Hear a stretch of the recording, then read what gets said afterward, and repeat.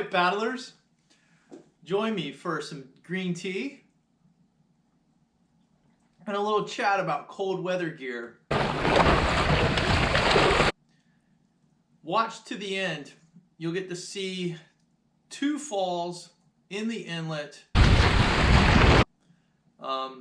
unedited, so I fell twice in a relatively short period of time. So hang on till the end. Get some tea. We're going to talk about paddling.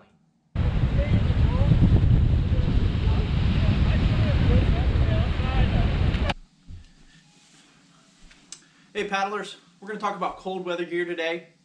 Rod and I paddle year-round, and we're going to share with you what we use to keep ourselves warm. Start out with a winter hat. It's especially for guys like me who don't have much hair. This is a must-have. It's easy to take off if I get too hot, but it makes a big difference when I've got it on. Second thing, if it's not super cold, these are my favorite. They'll come up all the way up to almost my sternum, which makes a lot of sense if you're a paddler because it's going to keep your lower back really nice and comfy. These are about 1 millimeter thick. They're very flexible. One of my favorite pieces of paddling gear, that's for sure. Let's see what else we got here. This is from surfing, but I really like it. It's a 1/2 mil thickness in the back and across the shoulders, and it's a 1 mil thickness in the lower part of the arms and in the chest. So this is a really great piece of paddling gear that I like to put over top of a shirt, you know, maybe a paddling shirt. And again, I can take it off if I get too hot, but usually in January, February, it stays on. If it's really cold, meaning it's approaching, you know, wind chill of around 40, wind chill around 42 degrees Fahrenheit, then I wear this. This is a 2 mil Farmer John long leg. Sometimes I paddle with it zipped up if it's really cold. Sometimes I paddle with it with the zipper down to give me a little bit of heat to escape out the back, but also to give me a little added flexibility. So you can paddle with that zip down actually. And so this is what I use this along with this top if it's near my threshold of if I'm going to paddle or I'm going to go to the gym. So this is my for super cold days. I know Rod likes to use a dry suit, and perhaps he'll make a video separate from this one all about the dry suit. What else we got?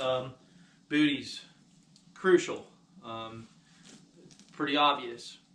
But what I want to talk to you a little bit about with the booties, you can see from surfing, paddling, and putting them on and off, I've got a hole at each heel. And there's also small holes throughout these boots because they're pretty old. As soon as I step in the water, they fill up with cold water immediately. So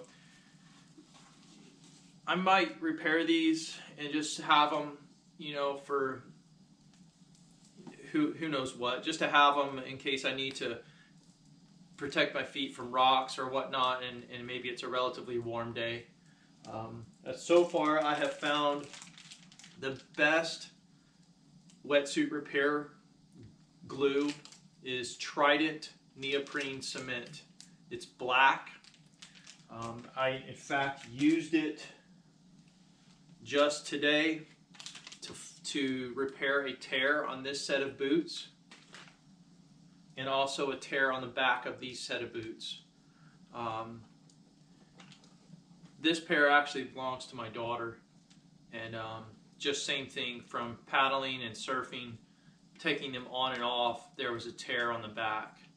So I think that's going to help keep the water out and maybe get another few months out of these boots. Yeah, but this stuff's great. Trident Neoprene Cement. I got it on Amazon, about $15 US.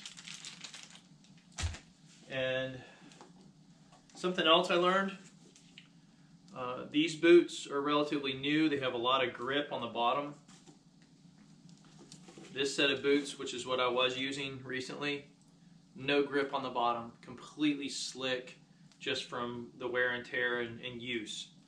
And when I switched to these new boots with the grip on the bottom, my stability in the Surfski went way up. Those of you who have paddled Surfski for a long time, you're kind of chuckling right now because you're thinking, no kidding, Barry. But for those of you who have maybe a year at the most in the Surfski, like me, having really good grip on the foot plate, whether it's from a set of Booties or the grip texture, almost like a traction pad that you would see on a surfboard, a tail patch on a surfboard, that traction pad on the foot plate makes a big difference. And I noticed that immediately when I went to these brand new boots with the good grip. I was amazed at how better I felt locked into the Surfski. Made a big difference. Okay, here's some accessories. Gloves. Both of these gloves, sets of gloves, are made by NRS. And NRS, they make paddlers design their gear, so it's good stuff for paddling. I like these because if I'm not sure if I need gloves or not, I'll put these. I'll have my PFD on when I'm paddling Surfski, and I'll have these stuffed down in my pocket. And that way, during the paddle, if we turn around and we're headed into the wind, and now my hands are really cold and hands are painful, I'll have these available. And they're a lot easier to carry in my pouch versus the mittens. Now the mittens I use on those days where it's really cold and it was sort of like not sure if we should paddle that day or if we should just go to the gym that day. And when we choose to paddle and we're sort of like, we know it's going to be really cold, this is where I used my mittens. Rod prefers the pogies, and he's got a whole video about that, so you'll have to check out that video. But I like these mittens, super warm. They're made for paddling. They've got neoprene. They even have a nice soft surface so you can wipe your nose. So little details like that. You know, a paddler clearly designed these because they were thinking, hey, it's normal to do this with your nose. And so you got to have gloves, especially on those days where you know your hands are going to hurt without them. Rod and I have found that if the wind chill is 40 degrees or below, then we're going to either not paddle or I'm going to need the mittens. Today is one of those days. It is the wind chill is well below 40 degrees Fahrenheit, and as much as I don't enjoy the Stairmaster and lifting weights, that's what I'll be doing today. Almost done, wrapping it up. Changing mat. Put this on the ground. It also helps me collect all of my gear when it's nasty, and I just cinch it up into a bundle, place it in the car, and it keeps the car dry. But this also creates a barrier on the ground so that when I take my boots off, I can quickly put on my socks, my shoes, my pants, and get dressed. Because, you know, I used to drive home on a towel in my wetsuit and in my boots, and by the time I got home, I was an ice cube. So, word to the wise, bring dry clothing. No matter how cold it is, change your clothes immediately. Get on warm, dry clothes. you will be amazed how much faster you can heat up after a cold paddle. So this changing mat comes into play. This changing robe is a must-have. When you're changing clothes, to put on something dry and warm and allow you to change clothes quickly makes a big difference in your ability to get warm after a cold paddle. All right, comment below. Let me know what your must-haves are. I'd love to learn from you. Let me know where you paddle and tell me maybe what's the coldest you've paddled in. I'd love to hear about that.